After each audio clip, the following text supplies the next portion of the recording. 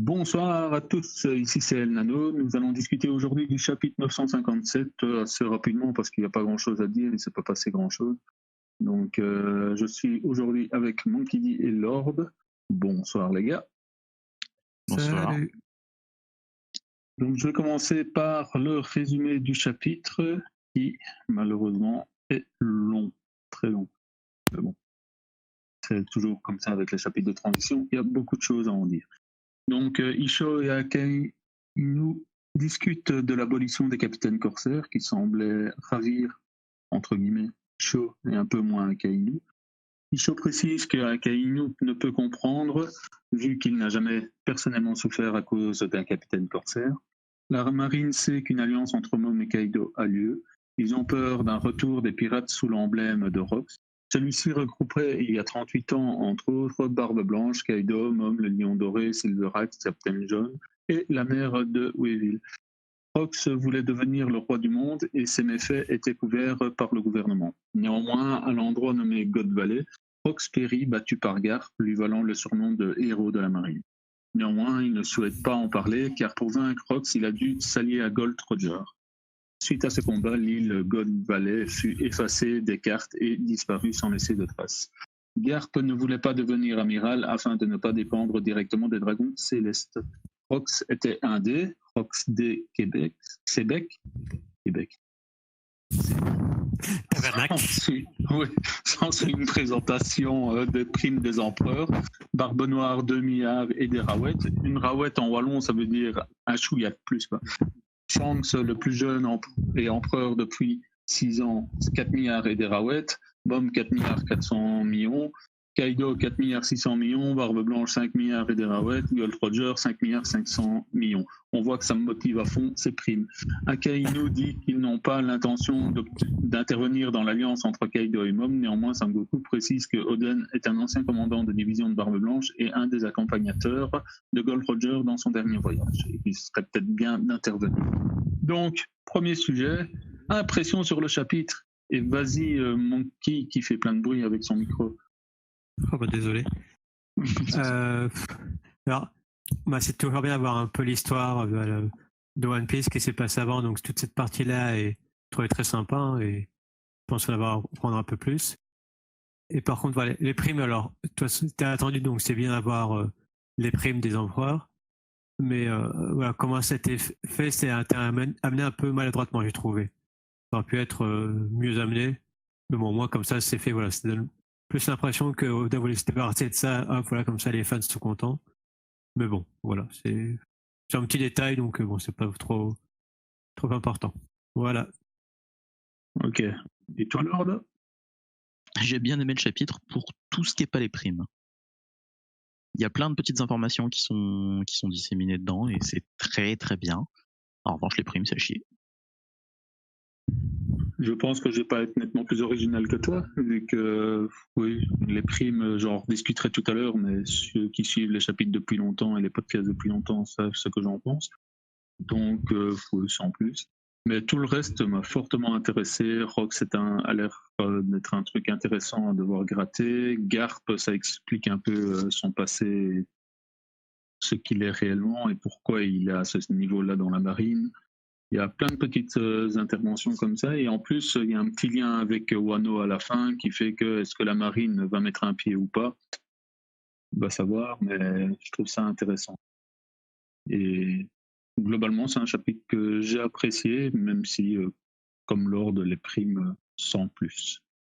Donc une des premières choses qui m'a intéressé c'est voir Isho et Akainu en train de discuter et Isho qui a l'air d'avoir un passif avec un capitaine corsaire. Alors on a essayé de réfléchir de notre côté quel capitaine corsaire pouvait être impliqué dans la rancune de Isho. Il y en a certains qu'on voit mal, il y en a d'autres ils ont déjà assez sur la tête pour avoir ça en plus. Donc parlons de Crocodile ou de Dofla, je vois pas pourquoi eux auraient ça sur la tête. Même si Crocodile, ça pourrait montrer que Isho vient d'Alabasta ou pas. Je ne sais pas si on a déjà montré d'où il venait Isho. Je ne sais pas. Monkey D, t'as une idée là-dessus? Non, enfin, je crois, comme ça, je crois pas. Après, après, de toute façon, Crocodile n'a pas toujours été à la Basta, donc ça aurait pu être avant son arrivée à la Basta. Mais voilà, Dofla, je pense que oui. Et je aurais dit quelque chose dans l'arc de Dressrosa, donc effectivement, ça m'étonnerait. Dofla, il s'est allié avec Isho. Si Isho avait vraiment une rancune comme lui, il l'aurait tué dès le départ, il l'aurait même pas écouté. Donc, c'est ça. Voilà. Voilà. Mais voilà, comme ça, je vois pas qui il reste Hancock, je vois pas pourquoi ce serait Hancock, elle reste un peu sur son île, dans son coin, elle bouge pas beaucoup de là. Voilà, Moria. C'est peut-être un ancien Captain Corsair. Ouais, Moria, effectivement, c'est ce que je me dis. Ouais, c'est peut-être un ancien ou c'est peut-être un nouveau. Ça peut être Barbe Noire à un certain moment, ou Evil, ou ça peut être... ça peut être Barbe Noire, oui. Ouais, non, effectivement, Barbe Noire, ouais. Ou à la limite, allez, je ne reviens plus, le clown. Baggy. Voilà, je ne reviens plus. Ou à la limite, Baggy, ça peut être à nouveau aussi, quoi, qui soit dedans. Œil de Faucon, je ne le vois pas du tout en train de martyriser un peuple. C'est pas... Œil de Faucon, pas l'air dans le style. Pas du tout. Un truc. Kuma, il était trop occupé avec Vegapunk qui existe pour être incriminé aussi. C'est pas sûr qu'il existe. Ah bon. Et je vois pas du tout quelle autre situation il y a. Il y a un nouveau joueur qui vient de s'incruster. Donc sur les Captain Corsair et Isho, je ne vois pas lequel pourrait intervenir. On va avoir fait ce genre de choses à Isho ou à un peuple dans ceux qu'on connaît. Donc j'ai du mal à imaginer. Dans ceux qu'on connaît, si, on pourrait bien voir, mais ça aurait pas grand sens au niveau scénaristique. Non. Du coup, Baggy, ça m'étonnerait fortement, parce que du coup, on essaye de plus trop le présenter comme un méchant. Kuma, c'est pas possible. Mihawk, il est juste là pour être le plus fort, il a pas besoin de... A priori, si Isho était pas méchant, il aurait pas eu besoin de s'en occuper. Hancock, elle est clairement présentée comme une gentille, même si elle est forte et puis insensible, mais elle est pas présentée comme une méchante. Dofla, on a déjà un cas sur lui, et du coup, ça aurait pas vraiment grand sens, étant donné qu'ils se sont parlé à Dressrosa. Crocodile, c'est fait, il est sorti, il était en prison, ça n'a pas de sens. Et Weevil, qu'on ne connaît pas assez pour que ce soit intéressant. Donc soit Barbe Noire quand il était au début de ses fonctions. Ouais, mais pourquoi retirer les Captain Corsair alors que Barbe Noire est devenu un empereur entre-temps, quoi. Barbe Noire, ça pourrait être lui. Ça pourrait. Ou sinon, ouais, quelqu'un d'avant. Oui, quelqu'un d'avant. Parce qu'il est pas jeune, Isho. Mais vous parlez de quoi, en fait? De l'amiral qui prétend qu'il a été blessé par Shibukai, là? Ce que tu peux faire éventuellement, c'est regarder le sommaire du chapitre. Oui, parce que on en est à Isho et à sa relation avec les capitaines corsaires. Oui, mais il me semble que c'est une erreur de traduction, ça, non? Au début du chapitre, t'as quand même Akainu qui lui dit que c'est quand même lui qui est vachement contre. Bah oui, mais je crois qu'au début, en fait, on nous fait croire que tu n'as jamais été un des mecs victimes ou je sais pas quoi, et il dit non, en fait, on croit que c'est qu'il parle de lui, mais en fait, il parle pas de lui. Mais ça... Je crois. Non, enfin. Que ce soit un truc plus général. Oui, il dit pas clairement qu'il parle de lui, mais c'est quand même sous-entendu. Après, effectivement, on peut se tromper. Et quand il dit, tu dis ça, est-ce que t'as pas été une des victimes des sacrifices nécessaires pour maintenir le système des corsaires? Voilà, il est peut-être juste très empathique envers le peuple. Non, mais au début, en fait, ça donne l'impression que voilà. C'est peut-être juste ça en vrai. La première traduction, on croyait que c'était lui qui parlait, en gros, comme si c'était une victime. Alors qu'en fait, après, visiblement, ils sont plus pondérés, les traducteurs, ils disent que peut-être que c'est plus général dans le sens plutôt à la place des victimes, mais pas forcément moi, quoi, tu vois. Ou alors c'est peut-être une conclusion qu'elle a eue après Dressrosa. Oui, c'est lui disant que voilà, ça martyrise quand même le peuple. Déjà avant Dressrosa, il avait en tête de. Ouais. Puisqu'il dit à Dofla, mon but c'est d'abolir le système des corsaires. Ouais. Il avait aussi discuté avec Axsmoker sur ce qui était passé à la Basta. Et on peut supposer, mais là c'est qu'une supposition, qu'il s'est crevé les yeux suite à un problème avec le corsaire à l'époque. On sait qu'il a fait exprès de perdre la vue parce que il était dégoûté par le monde ou je sais pas quoi. Et peut-être qu'il avait perdu contre Mihawk, alors dans une espèce de duel de sabre, il s'est dit je suis humilié maintenant, c'est fini. Ouais. C'est vraiment des idées. Ouais, regarde. Pas du tout, regarde. Zoro, par exemple, il a perdu un œil. On est d'accord. Ouais, à mon avis, c'est pas auto-infligé la blessure. Hein. Bah, franchement, peut-être pas. Peut-être qu'en fait, il y a un deal avec Miwo. Ouais, je vais arrêter de voir en 3D, quoi. C'est vraiment ridicule. Mais t'es dans un manga, tout est en 2D. Ah merde. Oh, con. Et d'ailleurs, Miwo, il a ses deux yeux là dans le chapitre ou pas là, quand on avait vu, j'ai même pas regardé. Ouais. Oui, il a c'est Ouais. des yeux. Ouais, pour ça, Oui, pour dans la le théorie, deux tu sais qu'il voudrait que Zoro il lui piqué un œil là. C'est complètement con comme théorie. Faut arrêter d'écouter les gens qui lisent Naruto. Hein. Ouais, allez, on va passer au point suivant, parce que si on commence avec toutes les théories foireuses, on n'a pas fini, quoi. Donc, c'est sur Rox. Qu'est-ce que vous avez pensé de Rox? Ça va être très simple. Donc, vas-y, mon Kini, je te laisse introduire. Alors, moi, ce qui fait bizarre, alors ça va paraître con, mais c'est la taille. Alors, quand on le voit à côté de Kaido, Barbe Blanche et tout, il fait assez petit, même si c'est parce que c'est des gens à côté. Voilà.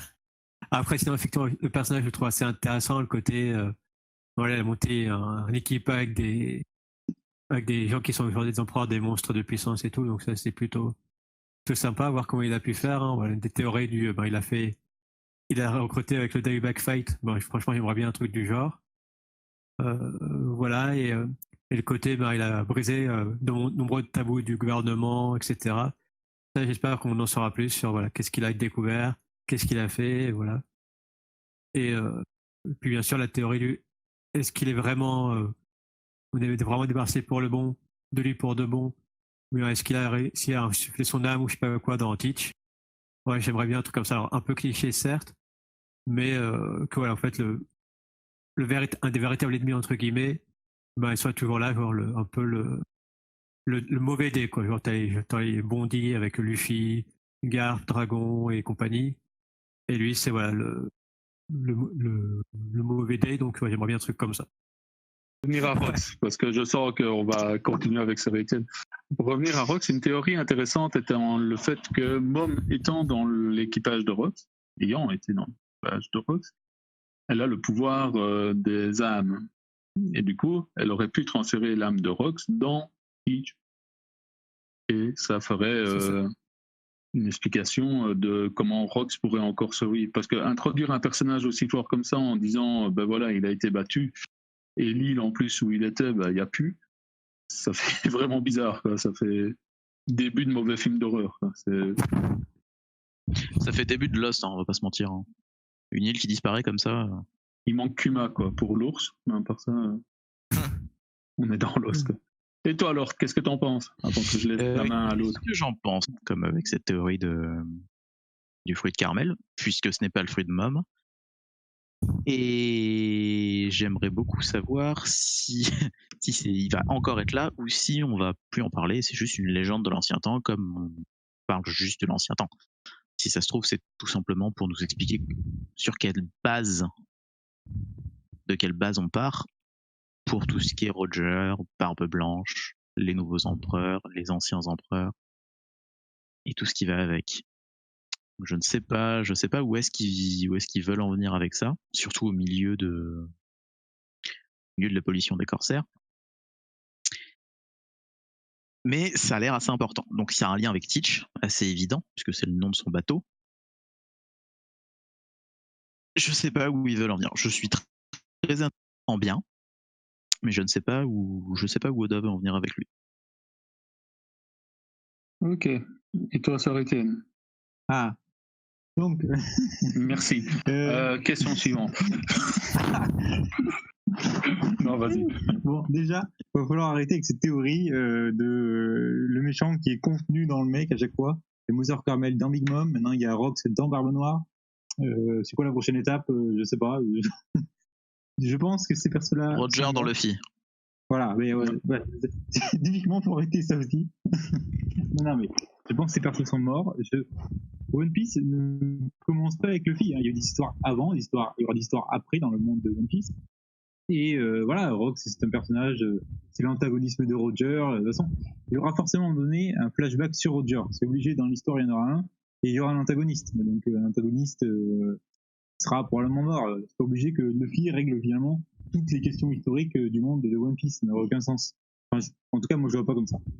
Et donc, selon moi, Rox est bien mort, ne reviendra pas.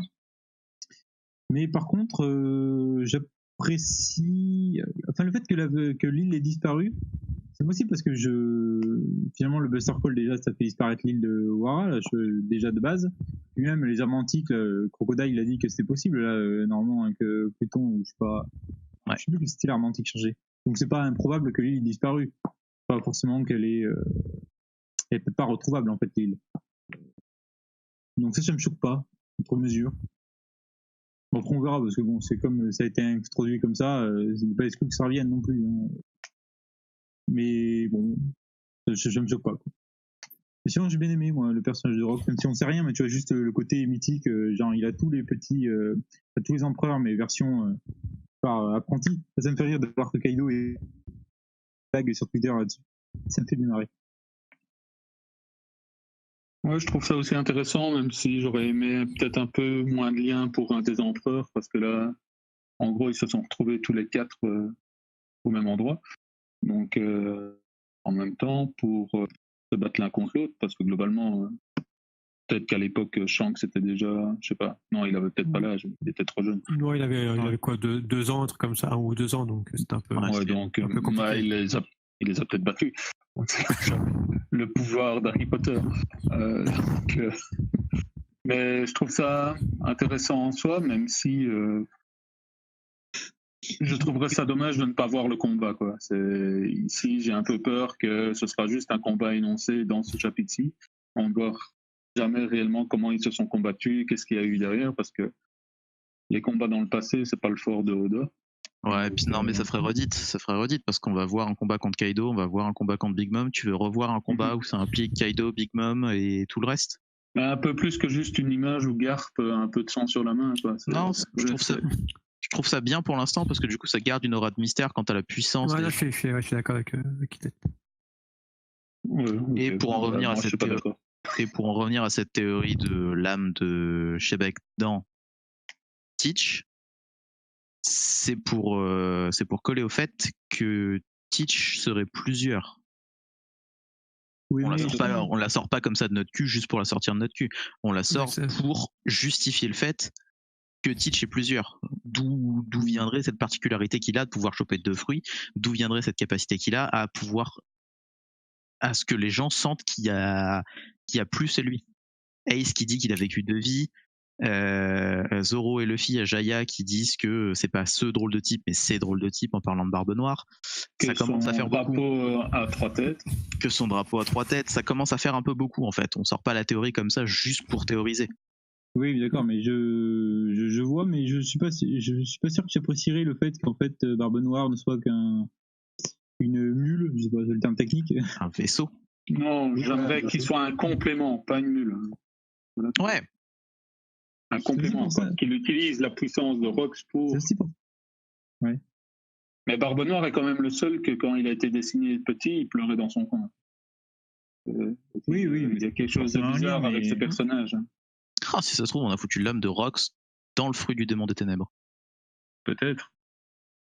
Ouais. Mais juste une petite remarque sur le fait que l'île est disparue, ça m'a fait trop penser au film des Simpsons quand Springfield disparaît. Je ne sais pas si vous avez la référence, mais que sur les GPS, il est marqué à votre droite, il n'y a plus rien. Voilà, c'est à peu près ça. Je trouve ça très drôle. C'est vraiment ça. On les efface des cartes, on les efface des GPS et c'est bon. Quoi. En même temps, quand tu vois comment la marine, quand tu vois comment le gouvernement mondial gère la transmission d'informations aux gens, c'est pas très étonnant que ça disparaisse des cartes et des mémoires. Hein. Et puis, quand tu détruis tous les log posts, ça doit être nettement plus compliqué pour y aller. En fait. Oui, mais puis là, c'est complètement détruit l'île. Ben, en fait, je crois qu'il Sengoku dit bien que l'île a disparu littéralement, quoi. Oui, elle a disparu. Ouais. Et je reviens un peu par rapport à ce que tu disais, Lano, sur voilà, l'intérêt d'avoir les. Est-ce que ça a un impact dans le présent, le fait que Rox était le capitaine de Barbe Blanche, Big Mom, Kaido. Et je pense qu'un des intérêts, c'est d'expliquer, parce qu'effectivement, on voit que Rox avait recherché pas mal de choses, il brisait les tabous et tout. Donc ça expliquerait pourquoi ils ont chacun un roi de poneglyphe, pourquoi Kaido cherche à comprendre les poneglyphes et tout. Je pense que ça vient de l'époque où Rox essayait de conquérir le monde et ça passait sûrement par la recherche des armes antiques, la compréhension des poneglyphes et tout. Ouais. Probablement. Moi, tout ce qui m'épate aussi là-dedans, c'est un peu la timeline, quoi. C'est le temps où Garp et Gold Roger ont battu Rox et le moment où Gold Roger est devenu seigneur des pirates. Il y a quand même, en temps One Piece, c'est quand même 2 ou 3 générations. C'est 7 ans, je crois. Donc, je crois 14 ans, je sais plus, mais ouais. C'est quand même plus d'une dizaine d'années et si Luffy y arrive en moins de 3 ans au total, il y a quand même un problème à ce niveau-là. Ouais, je suis d'accord. Non. Mais non, Roger, il avait ça en 2 ans, Zeddy, non? Non, mais en fait, quand il a battu Rox, il y a 38 ans. Ouais. Il est devenu seigneur des pirates il y a 24 ans. Donc, c'est-à-dire, il y a 38 ans, il était déjà une brutasse puisque c'est pour s'affronter contre des légendes comme ça. Et il a quand même mis donc 38 moins 24, 14 ans entre les deux moments pour devenir seigneur des pirates. Tu vois? Ouais, mais au niveau de l'augmentation de puissance, Gold Roger aurait mis 15 ans pour devenir aussi puissant, 15 ou 20 ans, quelque chose comme ça, tandis que Luffy, en 3 ans, il y arrive. Arrête de te frotter. Après, je pense que c'est différent. C'est qu'à l'époque, Roger n'avait pas vraiment de but, hein, et il naviguait comme ça, tranquille peinard. Hein. Alors que là, Luffy, dès le début, il a pour ambition de devenir seigneur des pirates et de trouver le One Piece. Ouais, c'est ça. Forcément, le One Piece n'existait pas puisque Roger l'avait pas trouvé. Enfin. Voilà. Roger a inventé le titre de roi des pirates, donc. Voilà. Et je pense que c'est d'ailleurs pour ça que Shebeck ne veut pas devenir roi des pirates, mais roi du monde. Parce que le titre de roi des pirates n'existe que parce que Roger l'a créé. Je suis pas sûr de ça, mais bon. Bah, c'est simple. On parle du roi des pirates pour celui qui possède le trésor de Roger. Ouais. S'il n'y a pas de Roger, il n'y a pas de roi des pirates. Oui, mais je suis pas sûr que Shebeck était dans une espèce d'absolue rivalité avec Roger. En fait, on n'en sait rien. Ça se trouve, ils étaient juste ennemis, mais sans rivalité. Ça se trouve, Shebeck méprisait Roger. On ne sait pas trop comment ça s'est passé, cette histoire. Je crois que c'est dit. Ah bon. Mais par contre, Shebeck, il voulait renverser le gouvernement mondial, en fait. Oui, ça oui. C'est ça le sens du roi du monde à la place du gouvernement mondial, alors que Roger, il voulait juste naviguer tranquille, vivre sa vie, et voilà, quoi. Donc c'est ça une différence entre les deux. Oui, mais ce que je veux dire, c'est qu'il n'a pas voulu devenir roi du monde parce que le titre de roi des pirates était déjà pris. Non, il n'existait pas encore, en fait, à l'époque, le titre de roi des pirates. Oui, bah, d'autant plus alors. Oh, il y a Popeye dans les marines. Pardon. J'avais remarqué ça aussi. Non, c'est pas ça qu'on dit, Étienne. C'est ce qu'on dit, c'est que donc si Luffy arrive à devenir seigneur des pirates plus rapidement, ce sera juste par le One Piece. Il pourrait le faire autrement, à mon avis. Il pourrait réussir à obtenir tellement de support de la part des gens que du coup il soit considéré comme le seigneur des pirates. Mais il trouvera le One Piece avant d'avoir autant de renommée que pour être considéré le seigneur des pirates. Je pense. Ouais. Ouais, ça te convainc pas? Vraiment convaincu, mais bon, je comprends le raisonnement, mais. Tu ne peux pas devenir président dans une royauté. Ouais. D'accord. Tu vois, tu ne peux pas courir après la présidence alors que tu es dans une royauté. Oui, mais j'ai compris la logique, mais ça veut pas dire pour autant que je la trouve valide. Bah, qu'est-ce que je trouve pas valide dedans? Non, mais pas, c'est possible si tu veux, mais je vois pas les choses comme ça. Ah, d'accord. Voilà. Tu penses différemment, Étienne. Oui, mais surtout que pour l'instant, on connaît tellement peu de choses sur le personnage, finalement, c'est qu'on sait pas trop ce qu'il voulait. Hein. Le maître du monde, c'est bien un projet de merde. Il y a bien une raison pour qu'il soit maître du monde, tu vois. Alors, King of the World, c'est aussi ce qu'est Imu en ce moment. Non. Pardon, il est à la tête d'une organisation. Pardon, il était beau. Bah, Pardon. Pardon. Pardon, Excuse-moi. pauvre J'ai merde. entendu, tu me colportes Première les page. oreilles.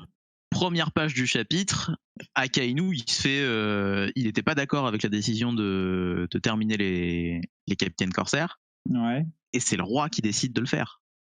Enfin, c'est les rois des gouvernements. Oui, c'est les rois, c'est pas. Pardon, j'ai loupé j'ai loupé Le l'apostrophe. S. Bref. Non, j'ai mis l'apostrophe Mais je suis avant. quand même d'accord avec toi. J'ai dyslexié un peu le truc. Ça change pas le fait que du coup c'est un mec un peu mystérieux, vaguement, un petit peu, qui contrôle le gouvernement mondial dans l'ombre. Gouvernement mondial qui contrôle les sommets de l'ONU et qui contrôle tout ce qui va avec.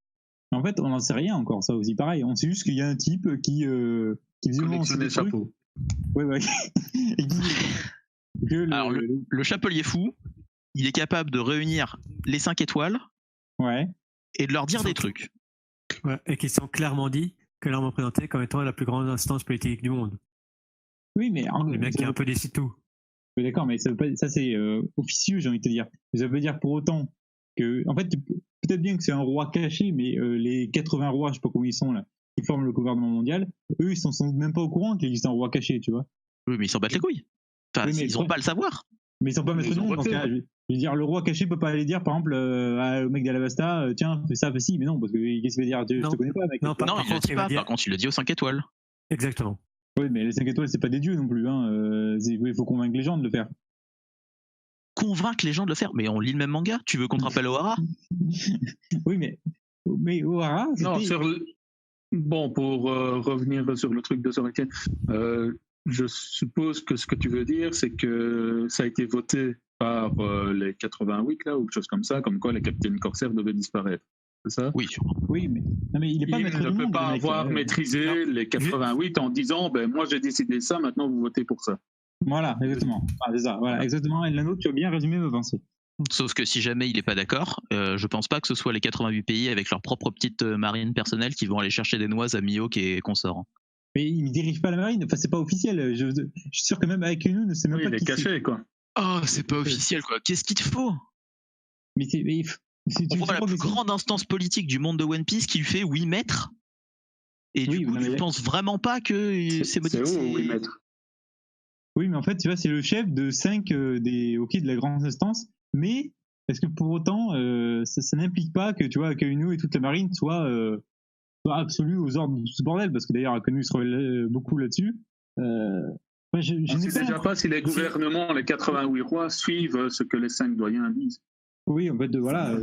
Alors, il y a deux choses. D'une part, si Akainu est censé obéir, même s'il est ça lui déplaît à ce que disent les 5 doyens, la plus grande instance politique du monde, c'est la première chose. Et la deuxième chose, les 5 dieux, ils sont présentés comme étant des dragons célestes, il me semble. Et Lucci, il est bien. Alors, les rois, les simples rois, c'est des rois. Et les dragons célestes, c'est des dieux. Ils n'ont pas la même, enfin voilà, la dieu façon de parler, mais voilà. Ils n'ont pas la même importance côté, voilà, enfin, côté Oui, politique. N'importe quel dragon céleste aurait plus de pouvoir politique qu'un roi de Exactement. n'importe quel royaume. Alors à quoi sert la rêverie? Ah, rien. Mais je suis pas d'accord avec ça non plus. À faire comme s'ils avaient du pouvoir. Et tant que ça ne contredit pas ce que veut le gouvernement mondial et les dragons célestes, ben voilà, ils peuvent prendre leurs décisions qu'ils veulent.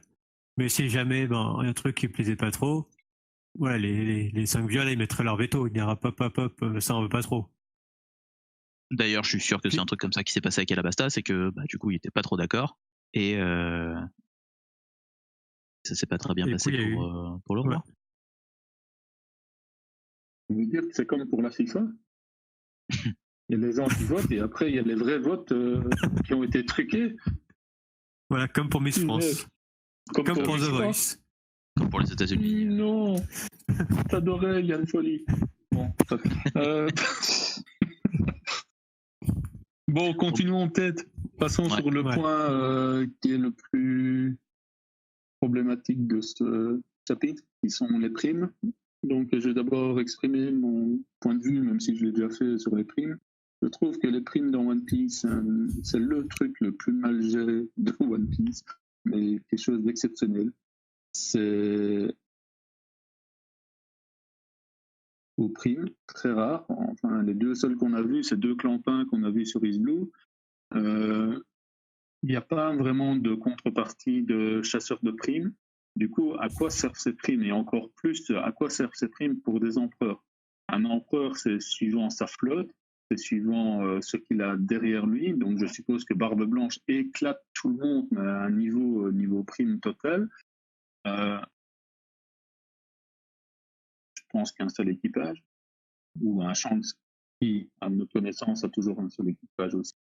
Donc, je ne vois pas à quoi servent ces primes, sauf à faire le concours de celui qui a la plus grosse bagnole, pour être gentil, et celui qui est le plus fort, et pour faire lui, il est plus fort que. Alors, pourquoi pas faire un top 10 des dangers du monde? Et voilà, c'est tout, en disant, lui, il est vraiment le plus dangereux. Et puis en dessous, il y a lui. Et puis en dessous, il y a lui. Ça ne sert à rien de quantifier ça avec des primes qui n'ont rien à voir. 5 milliards 542 millions 652, c'est ce qu'on en a à foutre.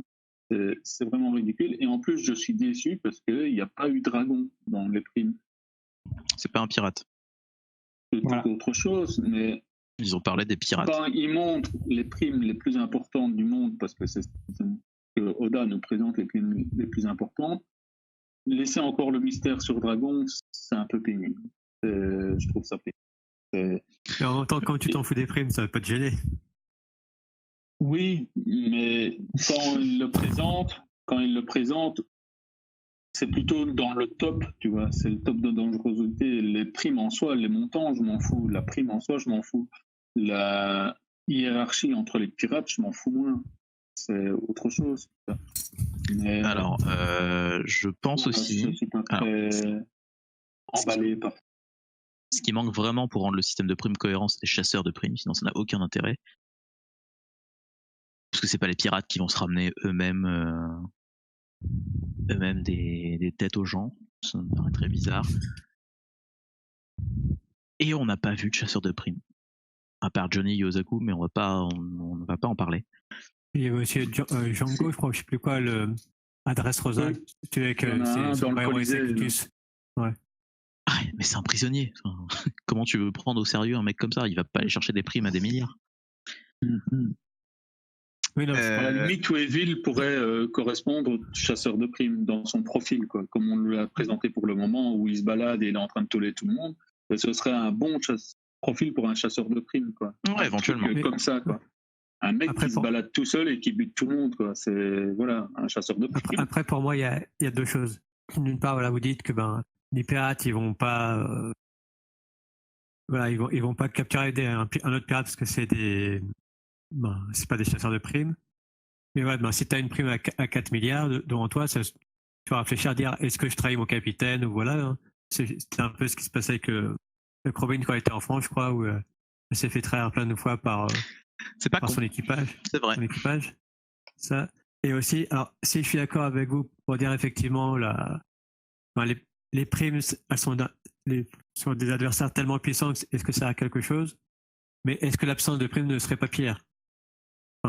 Voilà, si un empereur n'avait pas de prime sur lui, la population pourrait poser des questions. Pourquoi est-ce qu'ils veulent pas capturer un empereur? Est-ce que ils sont de connivence ou tout ça? Donc voilà, ça sert pas forcément à grand chose, mais l'absence, ce serait encore pire pour moi en fait. Franchement, tu fais un système, tu fais un autre système, mais tu mets pas des primes. Là, c'est beaucoup trop artificiel parce que du coup, on dirait un classement de puissance. Oui, mais de toute façon, c'est clairement ça. C'est un classement de puissance. Oui, mais du coup, c'est beaucoup trop. Enfin, tu mets un système et voilà, ces gens, ils sont classés S. Voilà. Tous les empereurs, ils sont S parce que du coup, c'est des dangers au niveau mondial et du coup, il n'y en a pas un qui est plus dangereux que l'autre au niveau de sa force. Most wanted. Ouais, exactement. Mais les pirates, on les classait pas S machin, on leur mettait des primes. Tu vois, primes. Parce que c'était réalisable qu'on puisse les arrêter. Mais là non. Aussi. Là, il y a des pirates qui sont arrêtés. Genre en Barbe Noire, il a essayé de refourguer Bonnet aux marines, tu vois, par exemple. Et même les Shichibukai, tu vois, par exemple, Mihawk, t'entends, il part à la chasse aux primes aussi. Hein. Après, il part pas à la chasse aux primes, il part chercher des pirates pour remplir son contrat avec le gouvernement mondial, qui est d'empêcher les pirates d'arriver sur Grand Line. Oui, mais je pense qu'il récupère les primes quand il ramène les pirates. Hein. Je pense pas que ce soit gratuit. Hein. Bah franchement, Bah franchement. À quel moment est-ce que du coup c'est utile pour le gouvernement mondial d'embaucher des corsaires qu'il faut payer en plus, Mais d'ailleurs, je suis de sûr leur et offrir certain- de la protection? je suis sûr et certain qu'il le dit face à donc Rig et Milwaukee, Ouais, je suis en train de. qui cherchait une petite retrouver prime le à la passage. con. Je suis quasiment sûr. moi. Enfin, ils chassent peut-être les prix, mais je suis pas sûr qu'ils se fassent payer. Mais admettez quand même que c'est pas mis en avant. Quoi. Voilà. Non, Les chasseurs de de toute primes ne façon, sont pas clairement. mis en avant du tout. Quoi. Voilà, c'est ça. Euh, Donc il y a Craig qui dit tous les 100 me capturera pour toucher la récompense qui est mise sur ma tête. Et Mio qui répond en effet, c'était mon intention. Voilà. Tu vois, les saintes paroles de One Piece ont parlé. C'est ça. Tout ça pour se payer à nouveau Costa. je trouve ça complètement con. Ça change pas. Ça ne change pas, et du coup je suis encore plus d'accord avec la décision de terminer cet ordre de merde, parce que j'ai jamais compris à quoi il servait. Non, mais ce qui est très con par contre, c'est que les marines ne connaissent pas les primes. C'est-à-dire ils les apprennent en même temps que nous, quoi. Oh, genre, oh putain, Big Mom elle a une prime de 4 milliards. Waouh, on savait pas, quoi, tu vois. Ouais, ça j'ai trouvé ça très décevant aussi. Quoi. Waouh, punaise. Je savais pas, autant que ça, waouh. C'est dingue, quoi, waouh. Là où ça me choque pas pour Roger, pour Rox ou pour des gens qui ont vécu avant, c'est un peu dérangeant de ne pas connaître les primes de ses propres empereurs qui sont une menace sur le monde. Je trouve ça vraiment bizarre, et ça rajoute vraiment une incohérence au système. Et Monkey, tu souffles là, t'es en train de crever. Oui, c'est ça. Il est en train de mourir. Monkey dit, il est en parachute. Bon, attendez, je coupe le micro, je le rallumerai que quand j'aurai besoin de parler. Mais... Un truc qu'il faut dire aussi par rapport à Dragon, c'est que du coup le gouvernement a peut-être pas envie de lui donner une prime de façon à ce que les gens sachent quel danger il est réellement. Si tu donnes une prime à un mec qui est un révolutionnaire, t'admets que ce mec te cause tellement de soucis que tu veux l'aide du ça peut être une prime interne à la marine. Mais il doit avoir de la propagande. Oui, bah du coup une prime interne à la marine, c'est encore plus con. Bah non, pour que les capitaines corsaires puissent aller les chercher. Oui, parce qu'on a admis que les capitaines corsaires pouvaient aller chercher des primes. Voilà. C'est QFD. Non, c'est de la merde. Mais ce que ces primes nous ont appris, c'est qu'il n'y a pas d'inflation dans One Piece. Oh, ça va, ouais. Oh, quel génie cet homme. C'est vrai. Ah non, il n'y a pas du tout d'inflation, non. Parce que du coup... Ah, c'est bien géré, il y a une bonne banque centrale, je sais pas comment ils font, celui qui est Milberry. En plus, il y a une monnaie mondiale quand même, c'est bien foutu. Non, il y a plusieurs monnaies. Ah bon, c'est sûr? Oui, il y a sur Skypea, il y en a une. Il y a Skypea. attends, aussi, il y en a une. Ouais, il y en a un peu partout en fait. Il n'y a pas qu'une seule monnaie. Mais la monnaie mondiale, un peu comme l'euro, non, je déconne, c'est le berry, quoi. Ouais. Bon, après, Skypea et Amazon Lily, c'est un peu la Corée du Nord, tu vois, ils sont un peu dans un autre monde, hein, c'est pas. C'est vrai. La Corée du Nord. On a bien fait de te réinviter. T'as autre chose à dire, c'est vous? Mais non, mais elles sont pas ces îles, elles sont pas intégrées à l'économie mondiale, tu vois. On les connaît pas. Intégrées à l'économie mondiale. Ouais, non. Après, c'est possible qu'en effet, les 180 et quelques royaumes soient soumis à une monnaie commune. Ça se peut. Mais voilà, mais tu vois, il n'y a pas de guerre monétaire là, tu vois, dans One Piece. Personne ne dit, je vais dévaluer et tout. Non, parce qu'ils sont tous gérés par un seul connard avec ses chapeaux. Oh, mais c'est ça. Mais non, Wapol, il voulait foutre la merde à la Bastard, je me souviens. Il a tapé Bibi pour foutre la guerre, et puis Bibi a fait non, c'était un accident, et c'était pas grave, et puis après il a pleuré. Oui, mais ça, ils s'en foutent. Oui, mais je veux dire, il pourrait être un conflit, genre, il pourrait faire des petits conflits économiques, genre, tiens, je te taxe, hop, je dévalue ma monnaie, et tout, des trucs comme ça. Non, il y a pas. Ouais, non, ce serait chiant ça en fait. Si on pouvait laisser le conflit économique dans notre monde de merde, ça suffirait. Dans One Piece, ce serait vraiment très chiant. Quoi. Ça passerait dans un. Elle vaut plus rien, quoi. Mais pas dans One Piece. Il faut pas oublier que l'impression que ça donne, c'est quand même que le gouvernement mondial fait en sorte que les royaumes ils soient tout le temps en guerre. Donc, dans le commerce d'armes à la Wano et tout, en laissant le bordel. Ah ouais, du tout. Donc, si Wapol avait fait en sorte qu'il y ait la guerre entre Drum et Alabasta, ça aurait pas forcément gêné les 5 vieux gouvernements mondial, quoi. C'est, faites-vous la guerre, comme ça, on est tranquille. Surtout que si Wapol déclare la guerre à la Basta, il va bien vite se faire détrousser le cul. Hein. Ouais. Drum. Déjà, Drum, tu les mets à la Basta, ils décèdent de chaleur. Mais ça dépend qui attaque qui. Ils ont des lapins. On peut imaginer l'inverse, hein. On peut imaginer les mecs d'Alabasta qui vont à Drum et qui décèdent de fraîcheur. T'envoies Pell, il survit à une bombe A, qu'est-ce que tu veux qu'il fasse pour Pell? En fait, ils ont surtout Pell, les mecs, mais bon. Il va se peller. Pell, il défonce absolument tout le monde. D'accord, ok. Mais oui, c'est ça. Parce que Pell, à l'intérieur de lui, il a l'âme de l'ancien Nefertari. Oh là là. Je vais devoir couper beaucoup de choses. Mais non, c'est intéressant ça. Non, c'est de la merde, c'est de la merde. Non, on arrête avec Pell. Passons au dernier sujet. Non, les primes, il y a encore quelqu'un qui doit dire quelque chose sur les primes ou pas? Non. Mais c'est là qu'on était. Non, c'est un indicateur aussi. Ça permet de savoir, pour les mecs, genre, il faut faire tel ou tel mec parce que lui, il a une grosse prime et tout, tu vois. Ouais, un indicateur, un top 10, c'est un indicateur aussi. Quoi. Ouais, regarde, on n'a pas besoin de savoir quel sabre est le plus fort. Par contre, on sait qu'il fait partie de la première catégorie, de la deuxième catégorie ou de la troisième catégorie. Oui, mais un sabre, c'est pas pareil parce que c'est un objet. Il y a pas un degré de dureté, un degré de qui coupe bien. On s'en fout de ça. C'est qu'ils sont pétés. Voilà. Oui, mais j'ai un sabre qui coupe bien. Si la marine, par exemple, devait choisir entre attaquer un empereur, tu vois, forcément, quelque part, le système de prime, ça l'aide parce qu'il se dit quel est celui que finalement on peut en niquer qu'un, lequel on va niquer, tu vois. Il se dit, bon, forcément, on va niquer Kaido parce que c'est le plus gros. Ou alors, tu vois, Roger. À l'époque, ils auraient niqué Roger parce que c'était le roi des pirates, tu vois. Oui, mais les primes sont artificielles. C'est pas par rapport, à leur force ou à leur dangerosité. C'est par rapport à ce que on sait qu'ils ont fait éventuellement. Si ça se trouve, il y en a un dans les quatre. Ouais, c'est ça. Si ça se trouve, il y en a un dans les 4 empereurs qui a fait un truc contre le gouvernement et du coup, ils peuvent pas le dire parce que du coup, ça mettrait en évidence le siècle oublié. Comme ce qui s'est passé pour Luffy. Bon, de toute façon, les primes, ils ont pas l'air de beaucoup en parler parce que, comme j'ai dit, les marines, ils les connaissent pas. Donc, ils se trouvent, c'est un interne. On a mis ça, mais bon, comme ça. C'est parce que c'est pas bien. C'est de la poudre aux yeux, en fait, ces primes.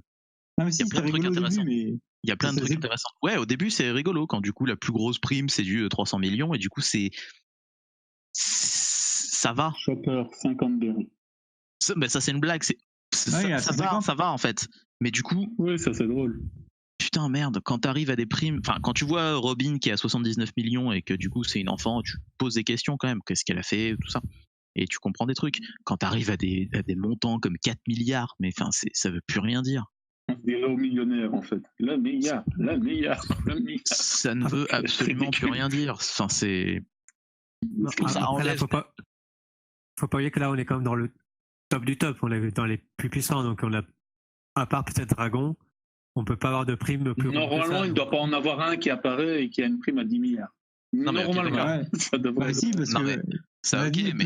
les plus grosses primes dans le monde de la piraterie. Et donc ça veut pas dire que dans le monde. Moi, ça m'étonnerait pas que Monkey D-Dragon ait une prime à 10 milliards, tu vois. Ouais, mais il y a lui, c'est tout. Oui, voilà. Oui, mais lui, mais à part ça. Puisque déjà, le numéro 2 de l'armée révolutionnaire, c'est Sabo. Je crois qu'il est à 600 millions, un truc comme ça. Ouais. Oui, mais est-ce que vraiment. D'ailleurs, c'est pas un pirate, lui, donc du coup, c'est pas normal qu'ils aient pas présenté Dragon. Ah. Parce que la prime de Sabo, on l'a pas eu à cette partie-là. Donc, Mais je veux dire, le numéro 2, on s'en fout, tu vois. Tu veux pas. On s'en fout d'avoir un obscur révolutionnaire. Nous, on veut Che Guevara, tu vois. Ce que je veux dire, c'est que en dessous de Dragon, la plus prime a priori, c'est 600 millions. Donc il va pas y avoir Dragon 10 milliards, Bidule 5 milliards et Sabo 600 millions. Ça n'a pas de sens. Ouais. Il y a très peu de chances que ça se passe comme ça, en effet. Et aussi, c'est gênant de mettre une prime sur un empereur, sachant que du coup, ils sont empereurs parce qu'ils ont un réseau. Ils ont des territoires. Ils ont même pas le même titre à chaque fois. Il y en a un, c'est un amiral. Il y en a un autre, c'est un chef. Il y en a un autre, c'est qu'est-ce que c'est ? Le suprême commandeur. Ils ont le nom d'un burger. Ils ont pas les mêmes titres à chaque fois. Mais bref. Oui, on peut passer à autre chose. Mais c'est trop aussi, c'est aussi pour les chauffer. Genre, tu vois, putain, lui, il a une plus grosse prime que moi, donc je vais l'attaquer, tu vois. Je sais pas si Big Mom a été un peu enfantine. Très bon plan de la marine de faire des primes pour qu'ils s'attaquent entre eux et qu'ils commencent à attaquer tout le monde pour dire moi j'ai besoin de 200 millions. Allez, qu'est-ce qu'il vaut 200 millions dans le monde? Allez, je prends ma grille. Ah ben c'est aller taper un dragon céleste. Ah ben je vais aller taper un dragon céleste, 200 millions. C'est très bien, c'est magnifique. Franchement, la marine, bien joué. C'est un peu con. Donc c'est ce que je disais, c'est un concours de grosses voitures. Ouais. Bon, de toute façon, ça a toujours été ça. cool. Hein. Quand on voit Luffy, il est tout content d'avoir sa prime. Ah ben voilà, je suis à 300, à 500, à 1,5 milliard. Voilà, c'est un peu. 500 voilà, millions. Je me le raconte. 500 millions, oui, ça va bien. Oui, 1,5 milliard, oui, je voulais te dire ça. Enfin, passons au point suivant. Je vais Ouais. m'amuser dans l'intervention de la marine à Wano. Est-ce que vous pensez que la marine doit intervenir à Wano ou pas? Vu qu'il y a deux écoles, il y a celle de Son Goku avec ses informations sur Oden et il y a celle d'Akainu qui veut surtout pas y aller. Donc, à votre avis, est-ce qu'ils vont aller se mouiller là-bas ou pas? Est-ce qu'on va voir une autre force en présence à Wano alors qu'il y a déjà énormément de forces en présence, je trouve. Donc, Sœur Étienne. Ouais, je suis assez d'accord avec toi. Moi, je trouve qu'il y a déjà beaucoup de monde. Surtout que la marine a l'air déjà assez occupée avec les Captain Corsair. Mais d'un autre côté, tu vois, ce serait. Bon, quitte à mettre tout le monde dans la bataille, autant mettre les marines, tu vois. On n'est plus à ce prix maintenant. Il y a quasiment tout le monde maintenant. Bon, je sais pas, je suis partagé en fait, parce que sinon ça va devenir trop gros l'arc. Vraiment, ça va devenir le bordel. D'un côté, ça va être super cool, mais c'est pas l'arc final non plus, tu vois. C'est donc, je sais pas. Si je vais parier, je dirais que la marine ne viendrait pas, donc elle restera en retrait, à part pour éventuellement les quelques agents secrets qu'il y a là-bas. Là. Mais sinon, à part ça, mais ça me dérangerait pas qu'elle vienne, quoi. Voilà. Ok, toi Lord? Je suis un peu partagé parce que à la fois j'aimerais beaucoup que ce soit un encore plus gros bordel que prévu parce que j'adore le chaos et en même temps ouais il y a quand même déjà beaucoup de monde là. Et Oda alors il gère très bien les histoires mais en revanche si on doit avoir des combats à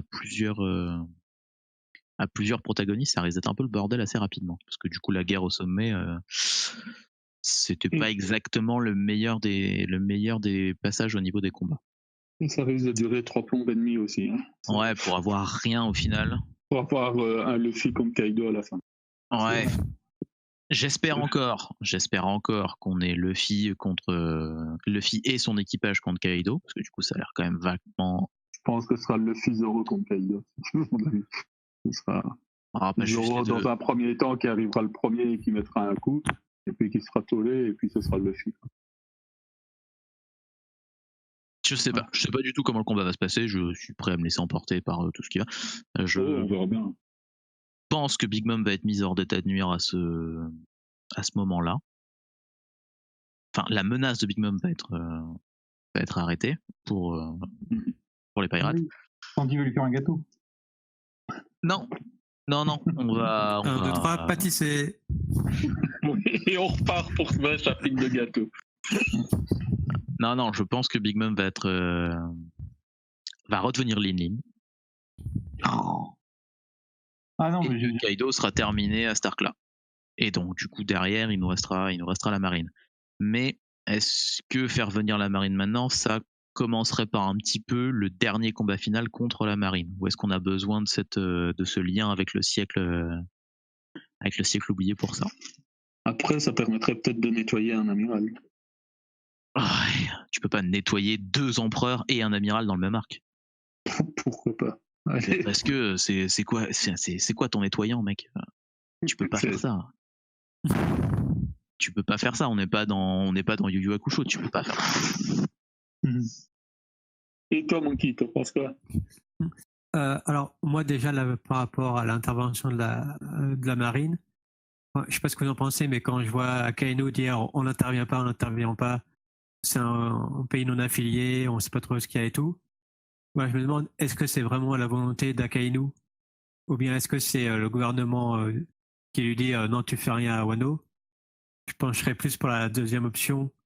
Voilà, quand on voit que le gouvernement il a un peu des affaires secrètes avec Wano, avec le CP0 qui est là, le commerce du granit marin, je pense, des armes et tout. Donc, et c'est pour ça, voilà, je pense qu'ils vont pas intervenir parce que le gouvernement mondial a intérêt à ce que Wano reste un pays isolationniste ou voilà pour qu'il puisse avoir le monopole sur les armes et le granit marin. Donc ça, c'est la raison pour laquelle je pense qu'ils vont pas intervenir. Et ensuite, effectivement, il y a déjà assez de monde. La marine en plus, ça ferait vraiment beaucoup. Je sais pas non plus si j'aimerais. Et voilà. Et moi, ce qui me pose la question, c'est voilà, ce que dit Sengoku, genre, c'est bizarre que toutes ces grandes figures aient un lien avec Wano. Effectivement, qu'est-ce qui fait que tout le monde va à Wano? Avec Oden surtout. Non, enfin, justement, il dit. Sur Oden il dit sur Oden. Et donc après, il dit, même si j'imagine pas que Oden a un lien avec tout ça, ça me paraît pas être une coïncidence si tout le monde a des liens avec Wano. Donc je pense qu'en allant là à Wano, ils ont rencontré Oden. Ouais, c'est vrai. Mais voilà, pourquoi est-ce qu'il y a quelque chose qui fait que tous les pirates vont à Wano? Par exemple, Luffy, c'est un peu une coïncidence, il a rencontré Kinemon et tout. Je pense pas que ça ait été le cas, ça aussi en fait, c'est un grand complot, mais ça serait un peu naze, je trouve. Mais voilà, pourquoi est-ce qu'ils y vont tous? Qu'est-ce qu'ils vont chercher là-bas? Donc voilà, je pense qu'on en saura plus. Et surtout, je pense que cet arc, ça mettra aussi en lumière voilà, un peu la part d'ombre du gouvernement mondial. Enfin, pas pour nous, parce que on le sait déjà, mais plus pour le monde et la marine. Et voilà, donc je pense que ça aussi va mettre en branle tout le côté la marine vers les gentils marines versus le gouvernement mondial, un peu la révolution en interne et tout. Donc voilà. Ok, moi mon avis c'est que j'ai pas envie de voir la marine ici. Je trouve qu'il y a déjà beaucoup de trop, même si je trouve les forces en présence un peu déséquilibrées, donc Kaido et Mom sont quand même largement au-dessus en termes de puissance par rapport aux autres, même si les autres ne sont pas lire de leur puissance, mais il manque une étape derrière, donc il faudrait peut-être 1 ou 2 alliés en plus, mais ce sera clairement pas la marine qui viendra en tant qu'allié de Luffy. Par contre, donc, du coup, pour y avoir des Captain Corsair, genre une Hancock qui apprend bien. Ah bon? Attends, j'ai pas suivi là. Non, il pourrait y avoir des Capitaines Corsair. On parle d'alliés. Oui, qui viennent prêter main forte, oui, il pourrait avoir. Il pourrait avoir Hancock qui vienne aider, il pourrait avoir ex-Jinbei qui pourrait venir aider. Oui, c'est vrai qu'on n'a pas cité les Captain Corsair. Jinbei, oui, parce que du coup, oui. Après, ouais, non, je les vois pas venir maintenant, parce que du coup, mais même en mettant Jinbei ou Hancock derrière, c'est pas ça qui va permettre de battre les deux monstres que sont Mom et Kaido, quoi. Ça sera toujours deux forces en plus non négligeables, donc c'est bon. Ouais, ça va, Jinbei, c'est pas du petit poisson. Non, c'est pas. Voilà, Mais il y a quand même de l'autre côté Apu, il y a quand même de l'autre côté Hawkins, il y a quand même de l'autre côté des grandes forces en présence avec les calamités et l'équipage de Mom. C'est une partie de l'équipage de Mom, ça fait quand même beaucoup aussi de l'autre côté comme présence, quoi. Plus les samouraïs. Ce serait tellement marrant que Hancock arrive et qu'elle pétrifie Kaido. Et que du coup on se concentre sur Big Mom pendant que Kaido soit pétrifié. Alors, je veux bien ça, mais seulement si Kaido est léger en cœur. Ouais, non mais clairement. Et du coup tu le vois en statue dans le fond pendant qu'il y a un gros combat contre un empereur. Et au moment où il défonce Big Mom, bim, Kaido il réapparaît. Il se dépétrifie. Non, je vois plutôt Kaido qui tend à battre vers... enfin, c'est un peu tendancieux ce que je viens de dire. Qui tend à battre vers Sanji, qui va frapper. Et là, il y a Jin qui arrive et qui dit « Je t'avais dit que je reviendrai. » Et Jin se ramasse la batte en pleine gueule et se ramasse 20 km plus loin et on le voit plus jamais. Voilà, c'est tout. Comme ça clôture l'histoire de Jin. Non, il réapparaîtra dans l'équipage de Luffy. Oh non. dans une des flottes. Enfin bon, voilà, moi je vois vraiment pas la marine venir ici et je trouve quand même que c'est déséquilibré un peu pour le moment. Donc est-ce que les géants viendraient aider? Est-ce que d'autres viendraient aider en apprenant ce genre de choses? Parce que indirectement, si la marine est au courant qu'il y a une alliance entre les deux, pourquoi d'autres ne seraient pas au courant aussi qu'il y ait cette alliance-là? Ouais, parce que les autres, ils ont pas le CP0 sur place. Ouais, voilà. Oui, tout à fait, mais C'est Enfin, un les pays autres, violationniste. Hein. les autres, ils peuvent savoir d'autres par espions, quoi. Ouais. Hydrocard que Luffy. Shanks pourrait savoir, ce que j'aimerais pas qu'il vienne, Ouais, non. Non, 2 empereurs, c'est mais cool. Mais j'aimerais faut que Shanks pas, se fasse mais défoncer j'aimerais par pas qu'il Varuna. vienne, quoi. Oui, tout à fait, il doit se faire défoncer par Varuna. D'où le titre Exactement. du chapitre que Sir Etienne n'a pas vu, mais le titre du chapitre s'appelle Rox et Rookie. Voilà, Oh là là. Oh là là.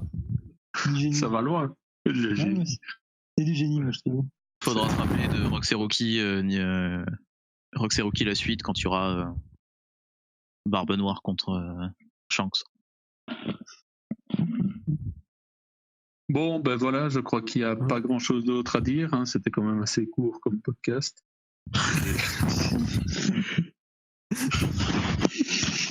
Je trouve qu'on a été concis. Merci à ceux qui sont toujours réveillés après autant de minutes de podcast. Je crois qu'on est à 1h15 ou quelque chose comme ça. Ça va, il y a plein de podcasts qui durent plus longtemps que ça.